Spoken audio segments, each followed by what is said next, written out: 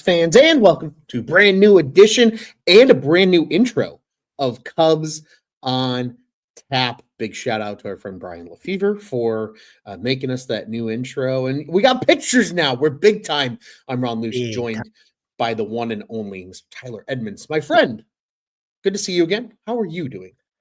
Well, Ron, I'm good. But let me just tell you about my afternoon real quick. It's been busy here lately. I've been helping my dad out a lot at his shop. And today was just it was a busy day. And so when I got home this afternoon, I was just ready to just chill, relax. If you don't, well, you already know, but I'm a father of two beautiful golden retrievers. And so anyways, the puppy, she's still in that, how do I say it? Little shit phase. I take her outside to use the bathroom, come back in, and I'm just chilling, looking on my computer. And next thing I know, here she is just squatting over, taking a dump right next to me. And to make it worse, she's running around the kitchen and it's still hanging out of her. And it finally, part of it comes out. And she's also at that phase where she will eat anything. Oh, no. So you can imagine what happens next. Oh, and no. There's just, it's smeared all over the kitchen. And yeah, so that's how my afternoon was. But other than that, after we got it cleaned up, and I'm just glad to be here with you on the best Cubs podcast in the entire galaxy with good old Ron. Oh, so you're saying you had a shitty situation to handle today. It was a very shitty situation, I'll say that. And you know, me and the wife, we're battling through it. We are battling through it. Let me tell you. Hey, I'll tell you what, man. You love her. We love you, Maple. If you're listening, we love you. If you're listening, pup, we adore you. I can relate to that, except my husky is 3 and is still in that little shit phase. So not to that extent. He's just got an attitude and he talks back, but that's neither here nor there. Tyler, great way to start the show. Everybody's like, I thought we were talking Cubs baseball. Everybody's got to vent a little something on the mic. But we are here because pitchers and catchers have reported. We appreciate everybody still tuning into these shows. We know our cadence hasn't been as often as we personally like. There's been a lot going on Tap. Good things, but just a lot going on Tap that has sucked up some resources, we'll call it, for lack of a better term. Pitchers and catchers reported on Super Bowl Sunday. We're here with you a few days later. There's some storylines already that we can talk about and we'll get into later on in this show. And there's plenty of things that have happened. So see, it's better that we didn't come to you when pitchers and catchers reported because we have juicier topics to talk about. So with that in mind, Tyler, let's get into the big fish of them all. Let's do it. Cubs do not sign Alex Bregman. Plain and simple. Takes a 3-year, $120 million deal with the Boston Red Sox. It's $40 million is obviously what it sounds like on the surface. There is some deferred money involved. So really it's about $33 million in terms of what its impact is on the competitive balance tax. With that in mind, Cubs were reportedly in at about 4 years. 115 is what Bruce Levine has said. There's been other reports that say 120. Neither here nor there. It's still about $28 million a year is what it would have come out to. So about what Dansby Swanson's getting paid. Tyler, we talked a little bit on the show about Alex Bregman, but I don't think we've gotten into the weeds of it as much as just some of the conversations we've had amongst ourselves, people on social media have had amongst other Cubs fans. What was your reaction to the Bregman news, and how do you feel it impacts the Cubs moving forward? Is this something you're upset about? Did you really want Alex Bregman? Kind of lay it all out there for everybody listening, because I'm intrigued to see what your thought process was. Yeah, it would have been nice to have an Alex Bregman on this team. You're talking about a guy that's a 2-time World Series champion, a Gold Glove winner. He's a winner. With that being said, this whole offseason, it felt like the last 2 months was exhausting just listening to all this Bregman stuff. And I think most Cubs fans deep down probably thought, yeah, we're probably not going to get him. But it would be nice to have him, but I'm not I'm not pissed off at the world. I'm not mad at Jed because he failed again on trying to get Alex Bregman. I'm not mad about that. Again, it would have been nice to have him at third base and maybe give a guy like Matt Shaw a little bit more time to develop and everything like that. But honestly, Ron, I'm just glad I don't have to go on Twitter or X or whatever you want to call it and have to hear all the Tom, Dick, and Harry reporters that want to say, according to my sources, my sources say that Bregman is signing with the Cubs tomorrow and all this stuff. I'm so glad that we don't have to read and deal with that anymore. It's done with. It's over. I was a little surprised. I know you broke down the contract. I know it came out as 3 years, 120 million, 40 million AAV. But I was shocked to see the total at first, but at the same time, that's what the market is right now.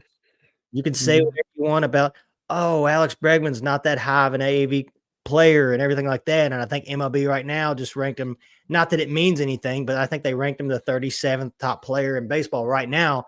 But hey, that's the market right now. Props to the Red Sox for balling up to the table with the bag of cash and saying, here's what we got for you, take it or leave it. And I can't blame Alex Bregman. I can't blame, and I also can't blame Jed Hoyer. Fair.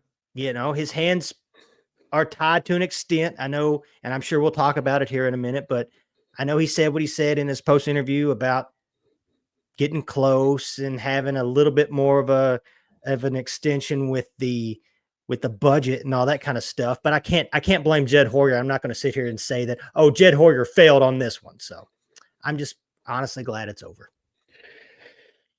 Tyler, I share in that semblance of the feeling that it's glad it's over, and not because it's less things to hear about.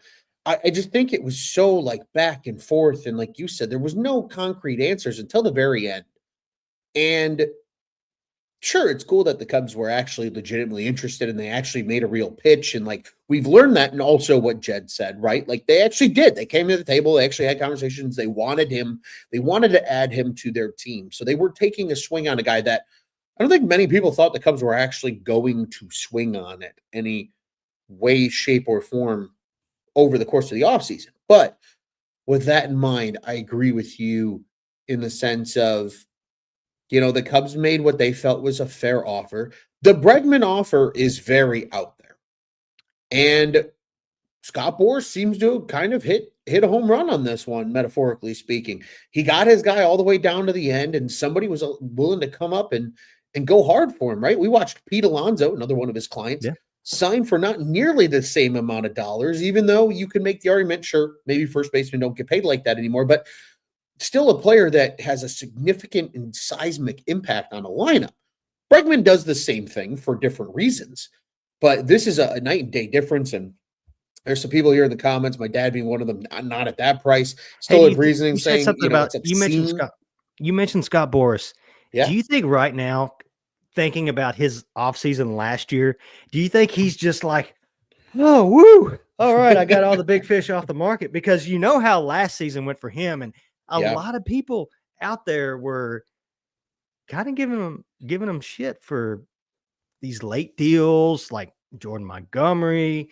You could kind of, before Blake Snell had his hot second half of the season, people were saying the same thing about Blake Snell and other players. And do you think now he's probably like, thank God I got the big fish all off the market before technically spring training really starts? Yeah, I think there is some relief for Boras, especially after the offseason, like you said, that he had last year with Bellinger and with some of these other guys. It was really, I think, for him, probably relieving. But in agreement with kind of everybody's feeling and take so far in the situation of, okay, it's over. They took an honest chance. Boston paid a shit ton of money for a guy that nobody thought was going to get that dollar value on an AAV basis.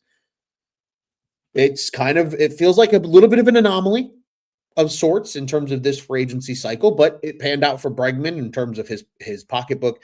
It panned out for a guy like Scott Boras, getting his client the most money. Tyler, there's been discussions though, now that the Cubs have, I guess, missed on him, and Scott with a good funny one here. Cubs target Bregman, Scott, and Sasaki. Strike one, strike two, strike three. Great at bat. Let's hit a home run at the trade deadline. But there are rumors and rumblings of a plan B, and I say that loosely with air quotes. A plan B to missing out on a guy like Bregman is possibly adding a player like Justin Turner. And obviously, at this point in his career, you wrote a great article over at OnTapSportsNet.com about the topic. At this point in his career, is he really a fielder? Is he really just a bench bat at the core of it? What do they pay him? Is he really going to come on a super friendly discount? Or is this oh boy, they're overpaying a guy because they missed on a guy like Bregman, or they missed on this, or they've missed on that? What would you say about a Justin Turner addition? And I want to give you the floor because you did do the legwork on this, but I've got an interesting take on the aspect of it being a plan B, but I want to let you share your thoughts first. When I first saw the Justin Turner rumors, that it was worded because there was talks about Bregman and missing on Bregman, and the phrase plan B to not getting Alex Bregman. And anyways, as a plan B to Alex Bregman. And I looked at that as like, okay, if you're getting Justin Turner to be a replacement for not getting Alex Bregman, I'm not buying it. I'm not in on it because, as you said, as I quoted in that article, I believe in the last 2 seasons, he's played third base maybe 7 or 8 times. It's not many.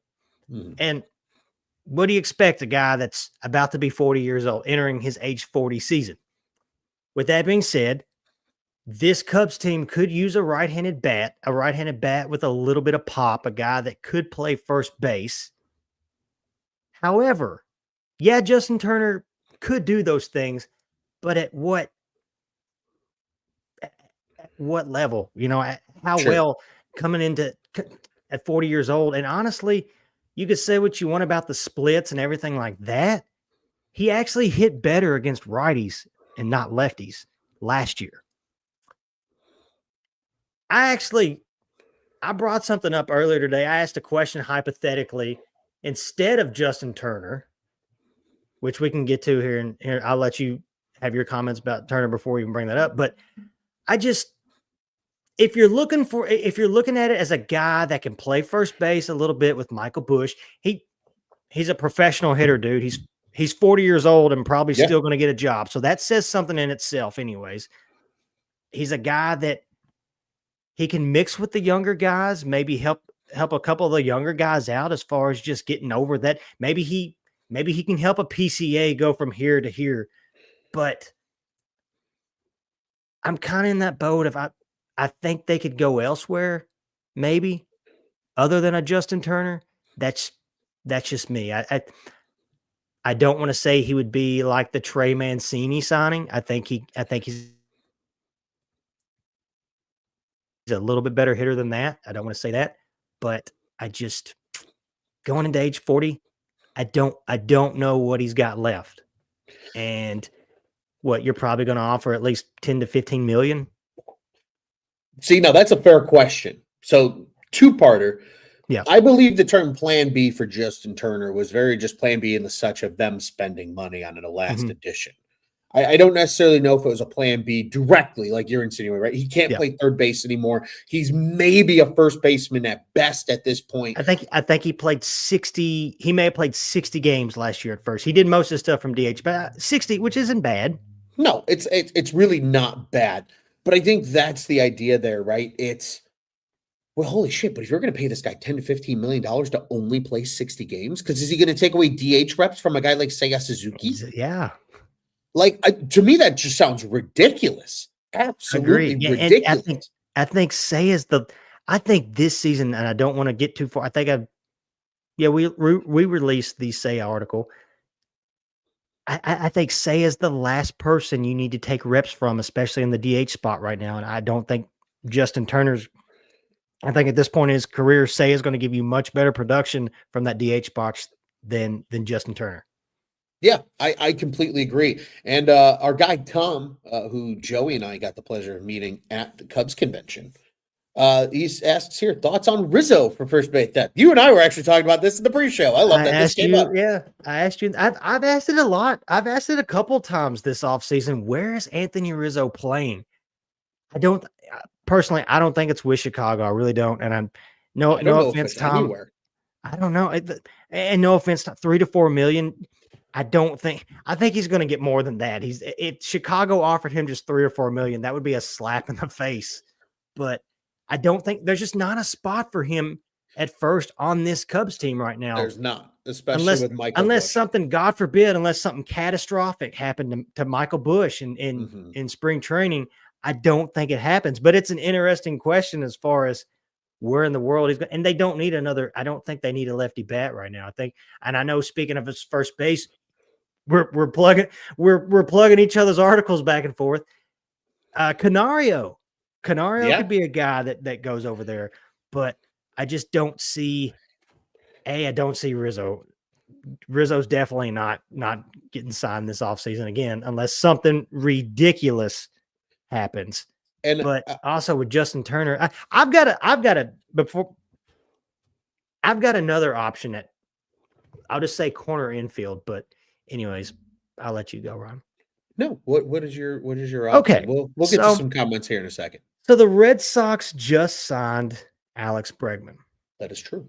And again, this is okay. Before everyone starts shouting, because I know me and our guy Bobby talked about this earlier today. I know Bobby's not on board, but I just hope that maybe before spring training I can convince him, and he's going to be like, you know what, you're right. But before all this is Tyler's hypothetical imaginary world, imagination land, my imagination land. Okay. So don't shoot the owner of this is my imagination land. Okay. It's not your imagination land. It's Tyler's. It's mine. Okay.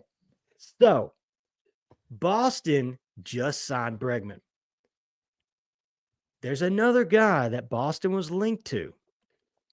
A guy that Chicago was linked to a few years ago. I want to say back in 2019. And again, I don't see this happening, so don't yell at me, but I really don't see this happening because I feel like they would ask too much because of what team it is. What about Nolan Arenado? A guy that could play third base. If it was any other team than St. Louis, I would be more in on it. I just don't think St. Louis is going to let him come to Chicago, even though Nolan does have a no trade clause. But could you imagine him playing third base, kicking the season off at third base? And then Matt Shaw, let's say two things. One, you can help out. He could help out Matt Shaw because let's be honest, Nolan Arenado knows a thing or two or three or four or five about playing third base. And who knows, maybe Nico gets traded for a starter that we may talk about here in a minute. And so then you just decide to leave Matt Shaw at second base, or maybe you plug Nolan Arenado at first base or something because he can play first base. I mean, hell, he's a platinum glove at third base. I'm pretty sure he could figure out how to play first base. The only kicker with this is I want to say his contract isn't up until 2028. But still, if we're talking about signing a 40-year-old Justin Turner, I feel like Nolan Arenado would be 38 at that time. I want to say his contract, his AAV and his contract gets lower and lower every year. So again, I don't see it happening. It's probably not going to happen. It would be a real shame if St. Louis sent him over here along with the $50 million that they stole from Colorado. But stole from the Rockies. I don't know. Again, hypothetical. I know it's not going to happen, but it's the righty bat I think he's predicted, according to Fangraphs, he's projected at like 20 plus home runs right now. But anyways, that's just my 2 cents. I'm just a bald guy with a mustache. What do I know? let's get to some of these comments here, Tyler, because you have set the chat ablaze. There was calling for it, even knowing before you were going to say it, that you're crashing out with him. Scott was calling for this at the deadline last year. I'm pretty sure me and Scott had an interaction last year. Now that I'm pretty sure me and him have talked about this on Twitter before. Sure. Wasn't a Chris Bryant, Arenado? It was a hypothetical proposed trade with them too. Do you remember that? Yeah, there's been a lot of how crazy would that be? Arenado for a while. How crazy would that be if he was to come to Chicago and now seeing where Chris Bryant is now? I don't know.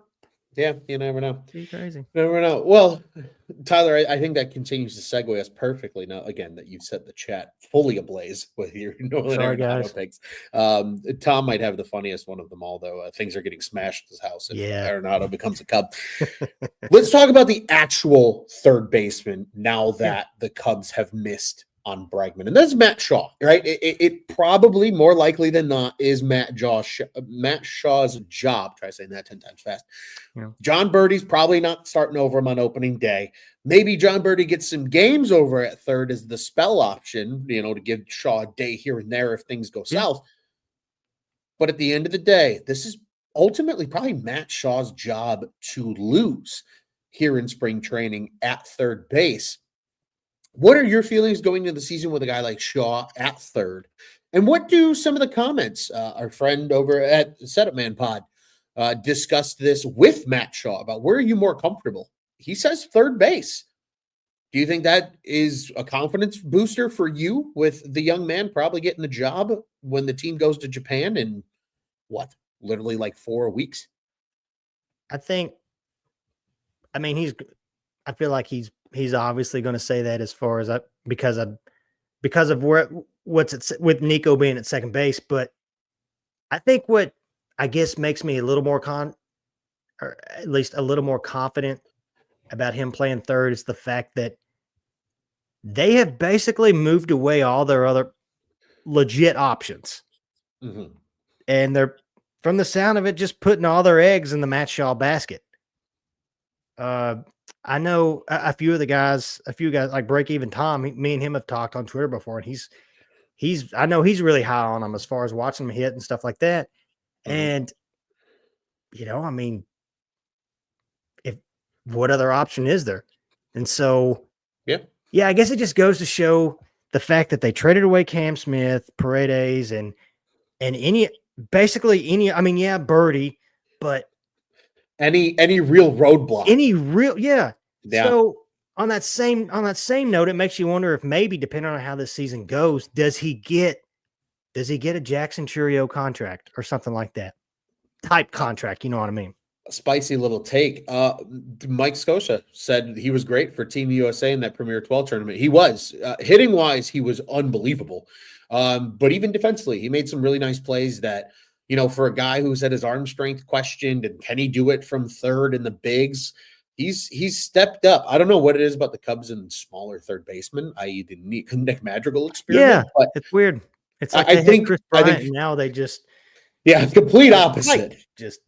But nonetheless, I think Shaw probably more talented. Does Nicky Lopez just play second, right? Does he play? No, I think Nicky Lopez can play. I think he can play all. He can play two and then both left infield spots. I think he can play third and short, if I remember correctly. He's a guy that was something that was asked a little bit ago here in the comments. Who starts at second or gets games at second? There's a big chance if Nico's not ready till mid-April, Birdie can play some second base. Nicky Lopez can play some second.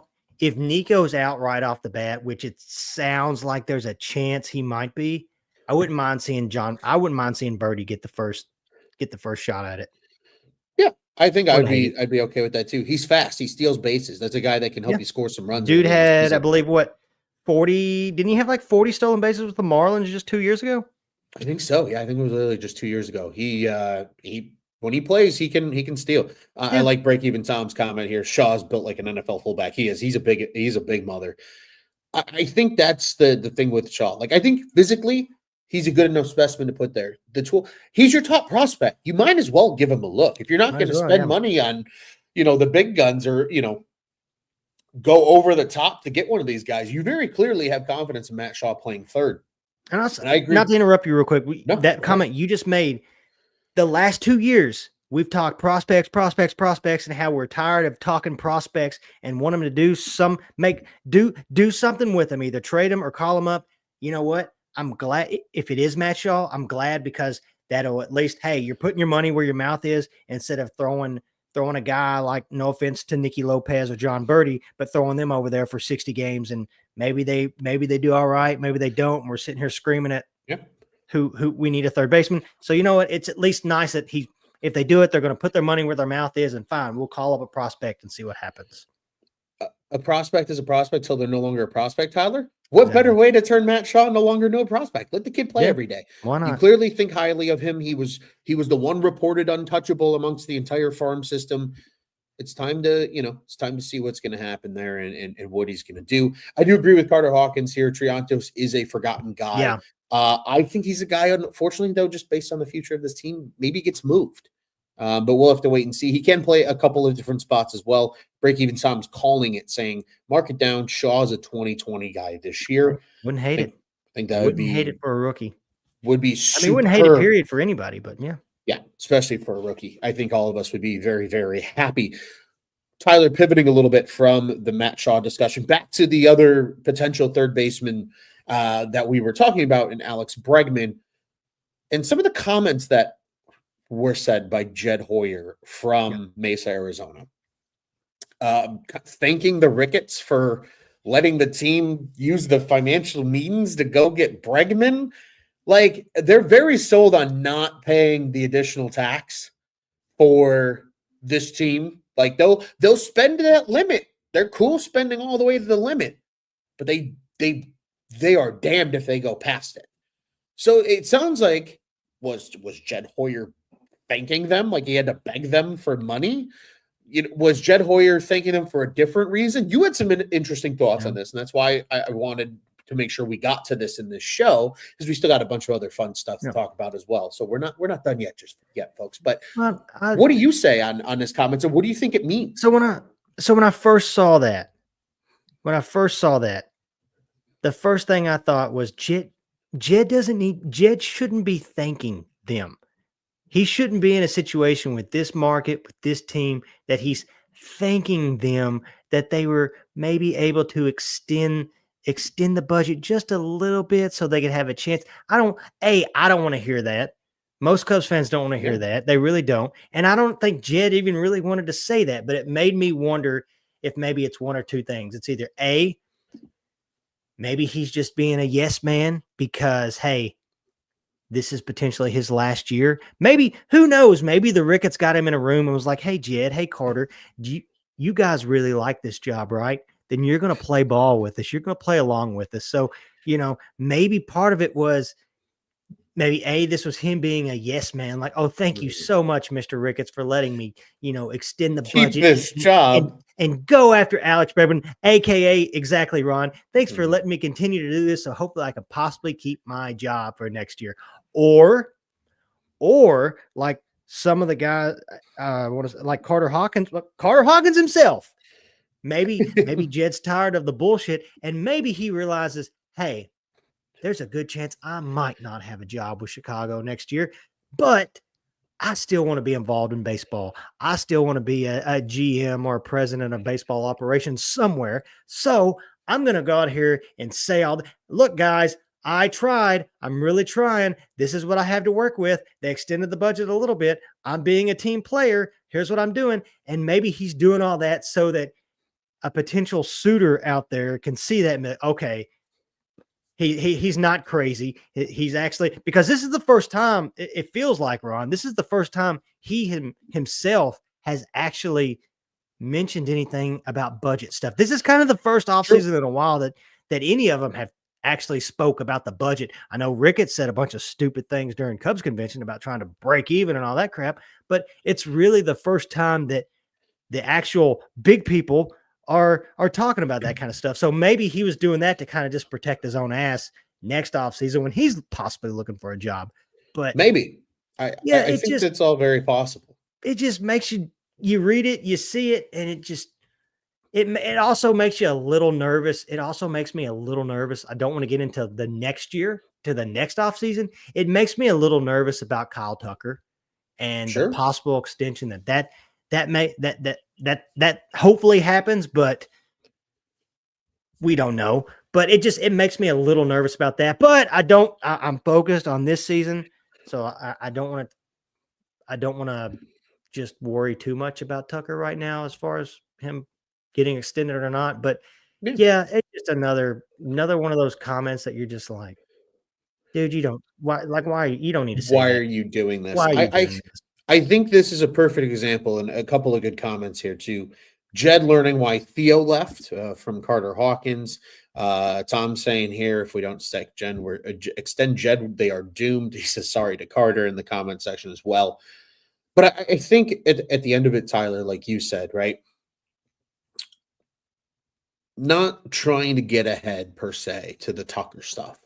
And what does this mean for next year? What does this mean? But just like like what? Why? This is Yeah. just further fueling why Cubs fans, I think, are very frustrated with ownership right now. It's like, you guys are such a huge team. Why does Jed have to kiss your ass to try to make this team truly competitive to go win something? We want you guys to win, not just be good enough. Like, that's the whole point of sports, is to go for it. If you're not going to go for it, why are you in the game? And then kind of plugging in Matt Shaw with all this, and again, we're already preparing for next offseason. I don't want to, but it just makes you think. Let's say hypothetically, Matt Shaw has that 2020 season that Break Even Tom talked about. And let's say they don't bring back Jed. So it's kind of like, okay, maybe Jed's gone. Carter moves over. Maybe Carter's told by the Ricketts, hey, play ball with us. Be the Cleveland Guardians. Play ball with us. And so maybe it's one of those things where Carter gets moved over to his spot. Oh, we just got the big fancy Matt Shaw extension. We extended him not for nearly as much as what Tucker's going to cost, but we extended him. And since with that, and we got new ownership and stuff like that, we're still trying to figure things out. So maybe a Kyle Tucker extension isn't in our best interest right now. I can already see that happening too. And I don't want to think that far ahead just from one comment today about that, but it makes you think. It does make you think. And I think that's, like you said, not to get ahead, but it really does also feel like, Tyler, and I'm wondering, we know the Cubs can spend if they want to. If they want to. Do you think that Juice was so ahead of the game, which, by the way, shout out to Juice, dropped us a comment earlier in the show saying Ryan McMahon would be an interesting trade candidate if the Rockies want prospects. But do you think Juice was onto something about the potential lockout in 2 years that might sever baseball for like a full season? Oh, yeah. Like, the Cubs are in, let's worry about 2025 and going for it now. Yeah. With Tucker on a 1-year deal, with a reported rumors of what they could do, like Stolitz said here, and I think we have to talk about it. The Padres signing Nick Pivetta, that feels like an insurance policy for trading Dylan Cease because he's a free agent under Boris after this season. Would the Cubs go get him? Stolitz saying to go play, Turner with the 20 to 25 that's left, as well as going getting Cease. Like, it really does make you wonder. And really again, if baseball comes back and they are still, oh, boo hoo, cry wolf, because if you don't have everything, that kind of stuff. If you don't have a ton of money on the books, if everything locks out, then you'll survive the lockout and not lose a ton of money. So if you come out of it and you're like, hey, we're going to go for it because we're confident in the future of baseball and we'll make some long-term things, then cool. But it makes you wonder that the tinfoil hat might be there of are they really just in true, all go for it now in a single season, maybe doing the same thing next year to just see if they can get one before the lockout and then not have to worry about big long-term commitments of guaranteed money on the books if things do shut down in 2027. Yeah, it makes you think about all that because I hate to say it, but I think it's almost a guarantee that come the end of the 2026 season, there's going to be a lockout. I really do. God, it just pisses you off thinking about it because I just sorry to do that to you. no, it's all what it is, what it is. But does it also make you wonder then why, with a potential lockout coming? Because there was another comment. I don't know who exactly said it, but as far as Chicago not really being in on deferred money. Did you read this? Because it almost makes you think, well, why wouldn't they be in on deferred money, especially in a situation like this with a lockout possibly coming? Well, because deferred money is still guaranteed money. That's true. Yeah. I don't know, man. It really sucks. It really and again, Juice was ahead of the ball game when he said that in his note, and it's just like one of those things. Once you heard it, you're like, no.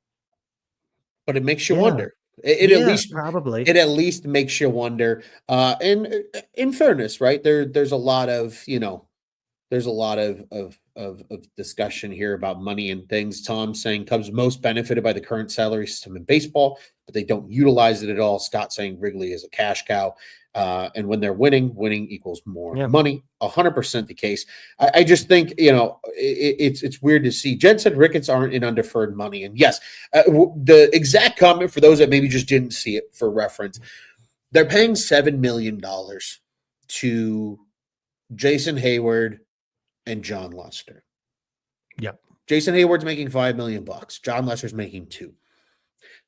They are still worried about $7 million, which they absolutely make in one home game.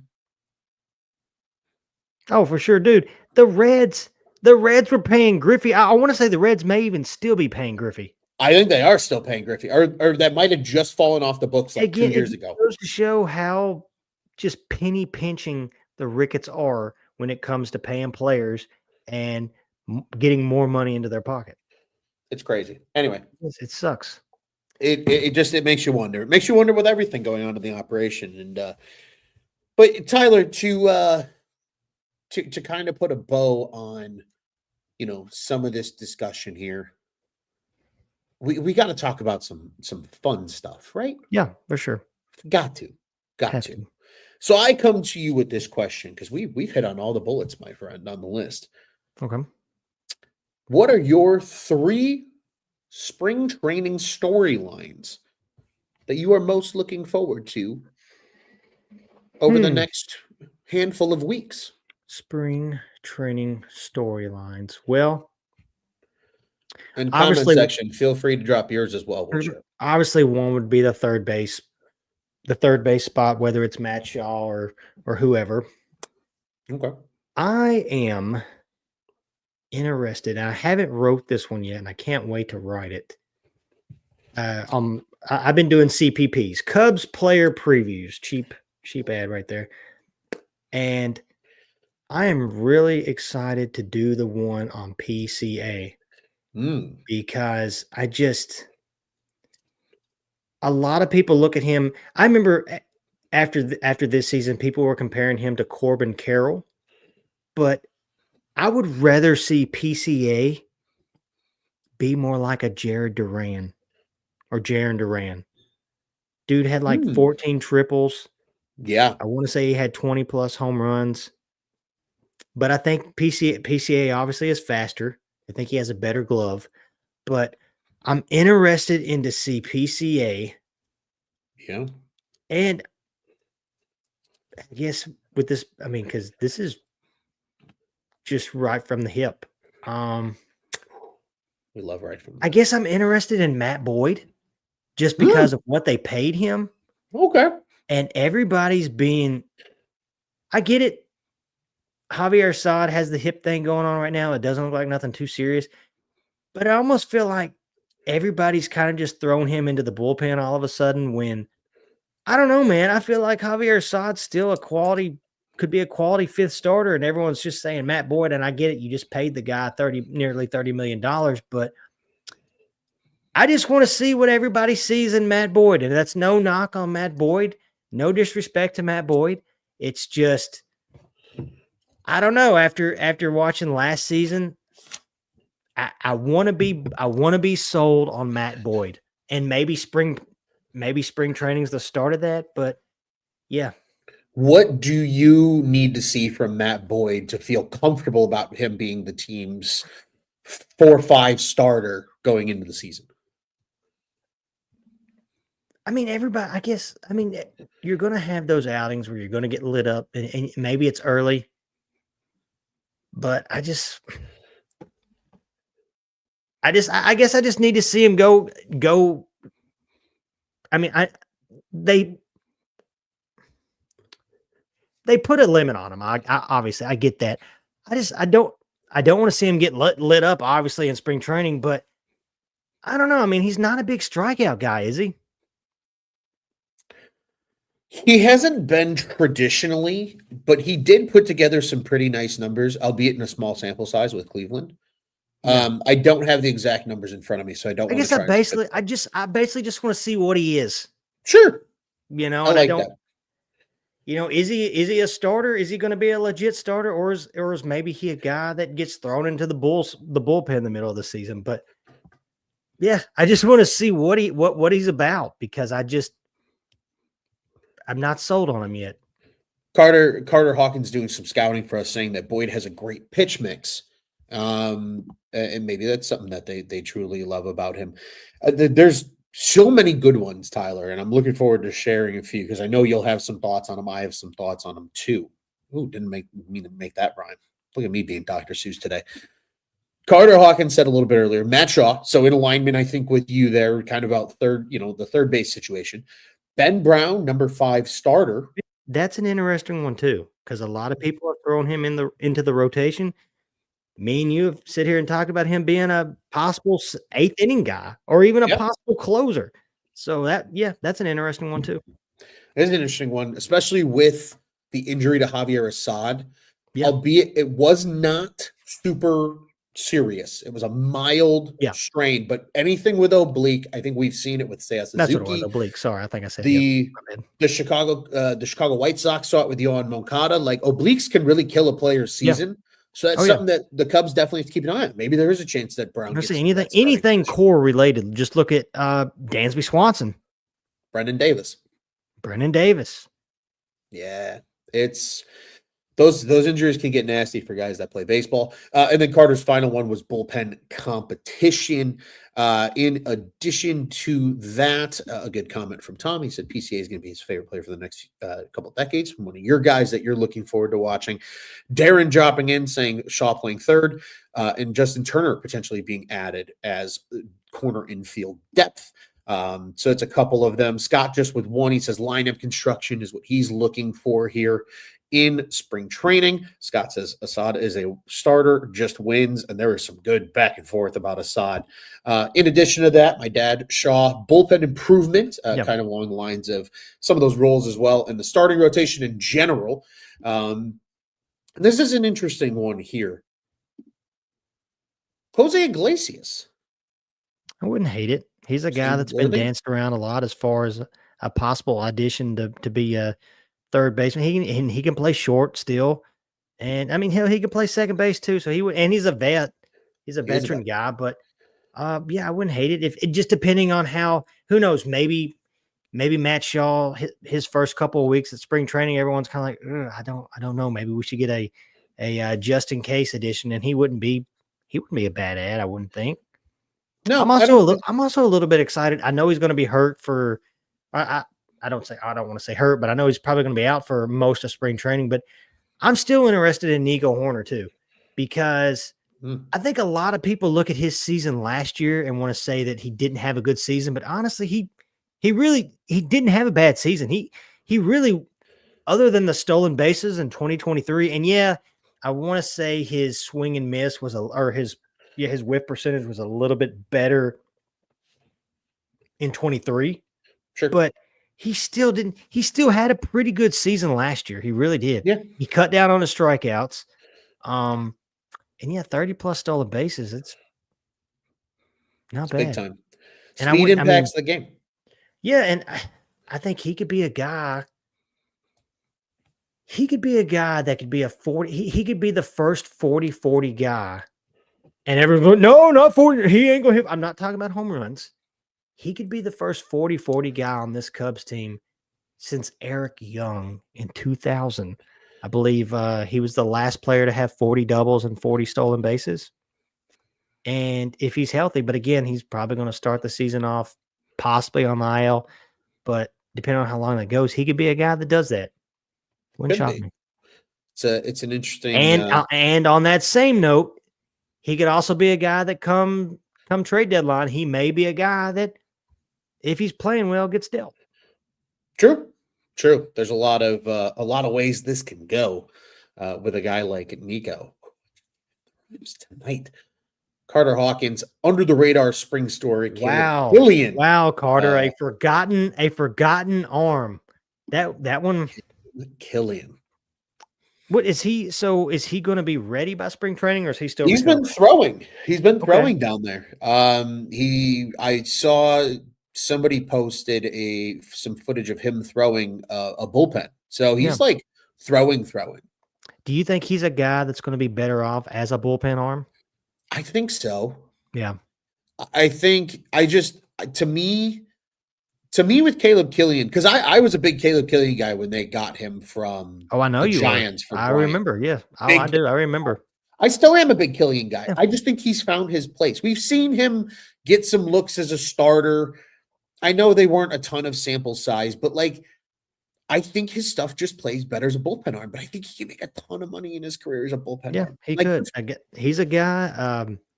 Another guy that me and you watched last year, I want to say it was during the Oakland series, Nate Pearson. Is he a guy? People have danced around the idea of him going back as a starter, but I don't know. I think with his stuff, the stuff I saw, I want to say it was like in the 7th or 8th inning, the dude was hitting 100, 101, throwing sinkers and stuff. Like that dude, I feel like he could be a closer. If he figured it all out, if he cut down his walk percentage, he could be a close. They've got a lot of options in bullpen, and like most of the comments have said here, bullpen. It will be interesting to see what it ends up looking like come opening day. It really will. I think Killian, and even Pearson, these guys I think can become really good bullpen pieces for this Cubs team. Yeah, Pearson as a starter is certainly interesting as well. And then you still throw in Porter Hodge, you throw in Julian Merriweather, who he had his moments last year. And then obviously the newly added Ryan Presley. There's a lot of options. I'm sure I'm missing one. I really like the prospect of Killian because I think his stuff just plays better as a one-inning guy. I think he can go give you 2, though. That's an important guy to have in the bullpen. Give you 2 innings, maybe give you 3 innings. Be that guy that can stretch out a little bit. But I think that's where his stuff plays, is that first time through an order. And that's okay. You need those guys too to still win games. Tyler, there's still a lot of good comments. I've got a couple of storylines, but I also got a question for you. Okay. That I would like to share before I share my storylines that I'm watching for spring training. And this one is, what do you think the speed factor is of this team this year? Because in my head, right, we're talking about maybe is Matt Shaw 2020 guy. There's 20 stolen bags. Nico can steal 40. PCA can steal 50.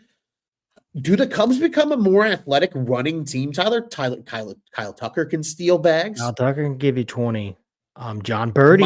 Michael Bush might be able to give you 15. John Birdie, if he's playing a lot, can give you 25 maybe as a role player.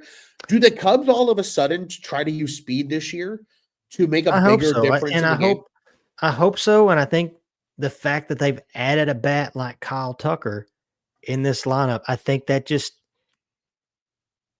they could do some nasty things if you get guys on base, especially with a guy like Kyle Tucker up, and then again with PCA and the Duran comparisons. Just imagine if that guy hits 10 plus triples this year. 10 plus triples. That's an automatic. That's odds are probably at least half of them are going to be a run scored anyway. So there's that. I mean, it just goes to show with Kyle Tucker in this lineup, And then you've got guys like Saya who are now going to be protected because of Kyle Tucker. Sure are. It just goes to show if those guys like a PCA, like a Nico, if Nico could just have that start that he did in 2023, and even Dansby, if Dansby has a hot start like he did in 2023, because that guy can steal you 20 bases, man, I'm telling you, it could be nasty and fun to watch. Really fun to watch. PCA in 123 games, 6 triples. Makes you think. Oh, yeah. If he 15 to 20 homers and 10 triples, I mean, that's insane run production. Oh, yeah. Insane run production. We're even forgetting Ian Happ. I think Ian Happ had 13 stolen bases last year. Yeah, he'll give you a couple. He'll throw a couple in there for you. He's not like oh my God, Ian Happ's on base on the base. So, And like Ian Happ's going to score a lot of runs because that dude gets on base. Because he gets on base. That's why we love him, because he gets on base. Break-even time saying this reminds him of the Milwaukee team that manufactures runs because they don't have the power. I think they have the power. I agree, Ron, because again, I'll say it with Tucker. I feel like if Seiya Suzuki, the most games he's ever played in a season so far, I believe is 131. It sounds about right.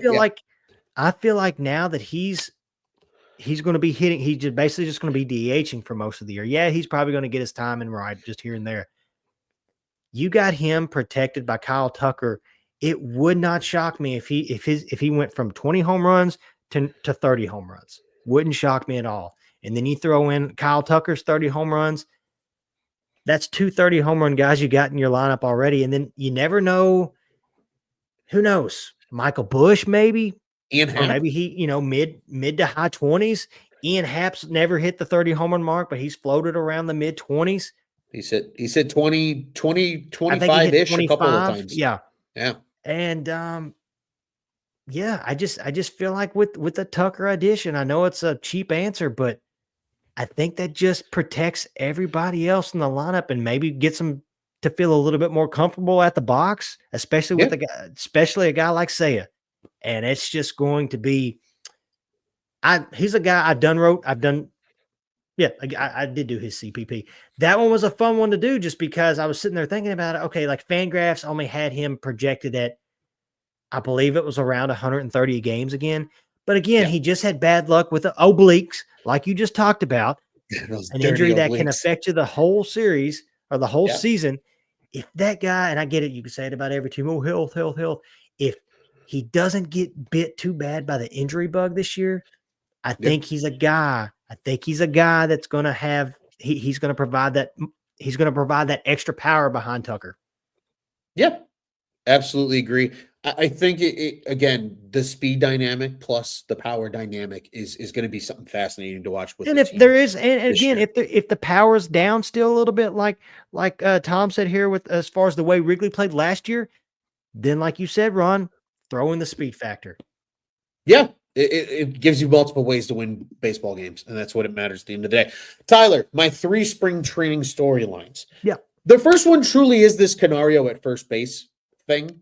I won't lie to you, because when I look at it, I sit there and I say, well, this makes sense. This kid's got to find a place. And he wasn't a bad outfielder. But if you can give him another way of getting on the field, first base, he's got power. We've seen what he can do. He had a 38 home run season in 2022 across 3 levels in the minor leagues. He's just had some bad luck with injuries. 2023 was a lost injury season for him. And then 24 was him kind of getting his swagger back. But he had a good showing in very little time with the Cubs. I think giving them a chance to get his right-handed bat back in the lineup more is going to be important. And maybe Alexander Canario finally finds a home with the Cubs, because this guy was a number 11 prospect at one point for the Cubs. Like, he was just on the cusp of that top 10 level. He's got power. Can you use him somewhere? I don't hate the idea of trying to see if he can fit somewhere to get him in the lineup, because it sure as hell won't be in the outfield. Yeah, I like it. Won't be in the outfield. My second and third storylines kind of are along the same lines, but not quite. And I'll explain that in a second. First one is, who takes the big step? This is for your youngsters. This is youngster exclusive. who's the one that takes the biggest step for the Cubs? Because to me, there's about 4 names on this list that we can really pinpoint right now. The first one is probably the most exciting one, PCA. Yeah. Matt Shaw, I think just because I say, takes a big step. Like, can he exceed rookie expectation to be a solid baseball player at a really young age? Mm-hmm. Michael Busch is Yep. another name. And I think a really kind of forgotten guy, Miguel Amaya. Yeah. Can I throw in another one? Please do. Dare I say Shota Imanaga?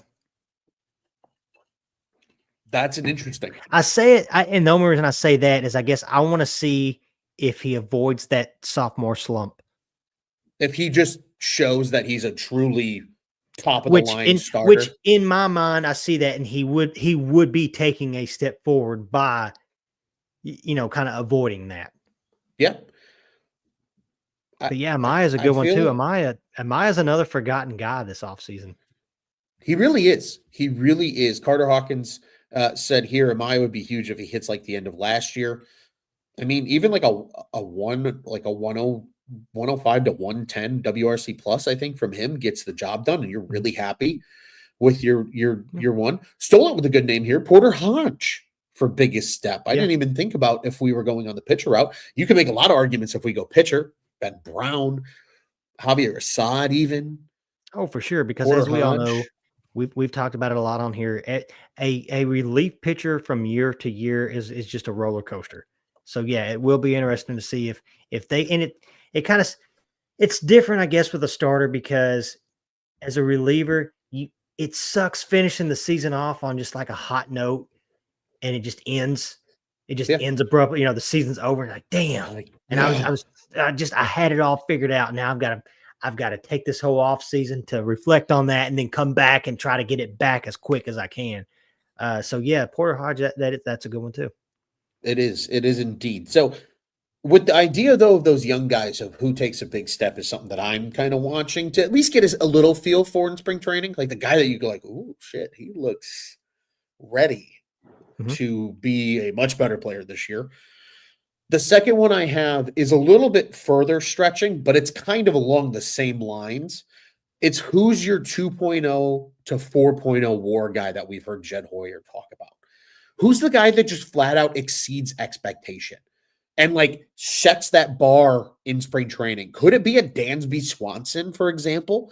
And we get a 2022 reminiscent offensive season of Dansby Swanson, especially now that he doesn't have to hit so high in the lineup and he can hit deeper. Do we see that, right? Is that because he's already a 4 WAR player, but for him, that means going from like a 4 to a 6, which takes you over the top. I will say, I think we will see a better season out of him, just because I believe he admitted too, I think he played most of the season with that core injury. Yeah.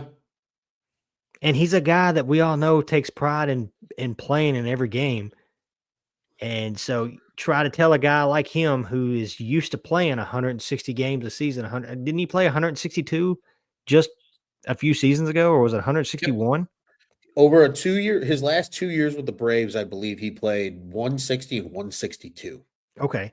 So try to tell a guy like that who just signed a big contract in Chicago that, he has that core injury, but he's probably like, I can kind of, I can manage it. I can deal with it and everything like that. Maybe that limited him to a lot of things last year. And now that he's gotten that fixed, hopefully, I'm sure he's got his confidence back up because of it. And I wouldn't be shocked if he had a better season than last year because of that. Yeah, 100%. I think kind of at the end of the day, that's what I'm saying, I think, for spring training. Just who explodes out the gate? Who's going to give us that hope of carrying that momentum into the season and actually putting it all together? But in 2 different frames, right? More on a youngster level. Who's the youngster that just takes that next like rookie step?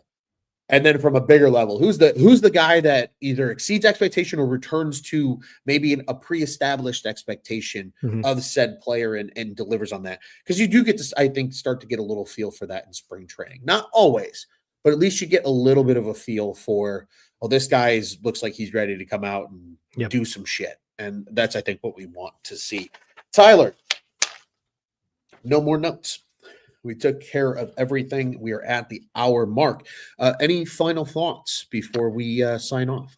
Final thoughts. So tomorrow, Ron, big day. Big day. Big day.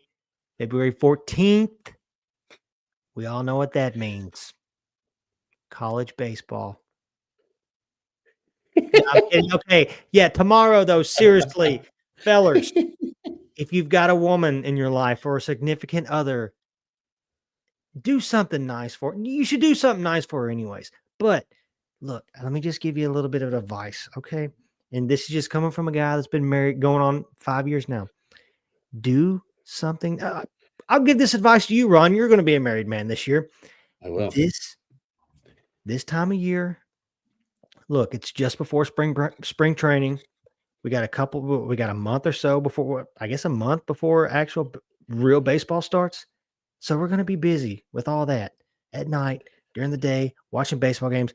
Do something really nice for your significant other these next few weeks, especially tomorrow, but every day, just because I'm telling you, man, you add all that up, it all adds up so that when later down the road, you're wanting to watch that game at 7 p.m., just trust me. Just trust me on this one.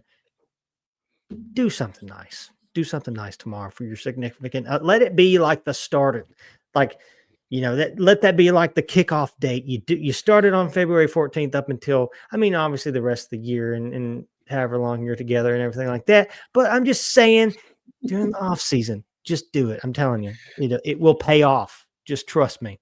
Take care of your peoples. Yeah, take care of your peoples. Obviously, get them flowers, stuff like that. But just trust me on this one. Take care of your peoples. Well said, sir. A beautiful soliloquy. Some differing of opinions on Valentine's Day in the comment section, but nonetheless, well put, my friend. I have nothing else to add other than again, finding us. You know where to find us. Cubbies on Tap on the socials. Be sure to follow our friends over at Dingers. We're gearing up, folks. It's been a busy few weeks at On Tap Sportsnet for a lot of good reasons. Cubs on Tap will be coming to you more frequently, hopefully with some guest episodes coming up here in the not-so-distant future, trying to cram them all in before the season starts, because that's how we like to do it here at Cubs on Tap. Regardless, be sure to follow along, and we appreciate you guys, as always, following along with us. You know where to follow us on the socials. You know the whole drill. We've got some new blood, too, involved in the show this year. And so, again, just a lot of good things to be excited about here on the Cubs front. Bulls, Bears, Blackhawks, you know the drill. Follow all of that stuff as well. Hockey and basketball season are in full swing. The NFL draft is coming, and there's a lot going on. So be sure to check it all out over at ontapsportsnet.com and at ontapsportsnet on the socials. The OnTap Sportsnet, go and check out what's on tap in Chicago sports.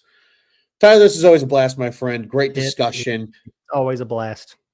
Incredible comment section as well tonight. We appreciate everybody chiming in with their thoughts, opinions, and takes. And we'll be back sometime next week talking about more things Cubs. We got spring training games a week from today when we record, Tyler, February 20th. Wow. Cubs and Dodgers. Spring training is upon us. It'll be interesting. It's almost here, baby. Baseball's almost back now that football is in the full rear until fall. Tyler, what do you say? We get out of here the only way we know how? Well, hey, as Papa Lou says right here, I need help. Well, let me tell you who else needs a little bit of help is that team up in St. Louis, because, tomorrow is the day of love, but there's no love in St. Louis. I'll tell you that. Hell, Nolan Arenado, he wants to be out of there because he doesn't love that place. And I'm sure when he goes to bed tonight, he's sitting there thinking the same thing that we always like to say at the end of this show. F the Cardinals. And let's go Cubbies.